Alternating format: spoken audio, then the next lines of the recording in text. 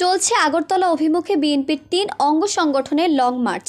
ভারতীয় আগ্রাসনের প্রতিবাদে আখাউড়া অভিমুখে চলছে বিএনপির ৩ অঙ্গ ও সহযোগী সংগঠনের লং মার্চ। বুধবার ১১ ডিসেম্বর সকাল ৯টার দিকে নয়াপল্টনে বিএনপির কেন্দ্রীয় কার্যালয় থেকে শুরু হয় এই কর্মসূচি। লং মার্চে যোগ দিতে সকাল থেকে যুবদল, ছাত্রদল ও স্বেচ্ছাসেবক দলের উদ্যোগে নয়াপল্টনে জড়ো হতে থাকেন নেতাকর্মীরা। লং মার্চ করে কিশোরগঞ্জের ভৈরব বাজারে গিয়ে পথসভা হবে।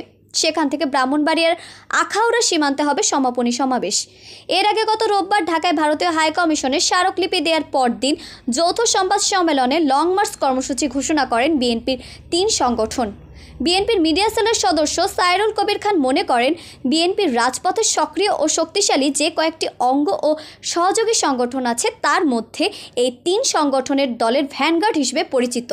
তাদের সমন্বয়ে বিএনপির ভারপ্রাপ্ত চেয়ারম্যান তারেক রহমান সংগঠনের অভিভাবক হিসেবে কর্মসূচি দিয়েছেন। পল্লবী চক্রবর্তী, বাংলা খবর, বিডি নিউজ ডেস্ক।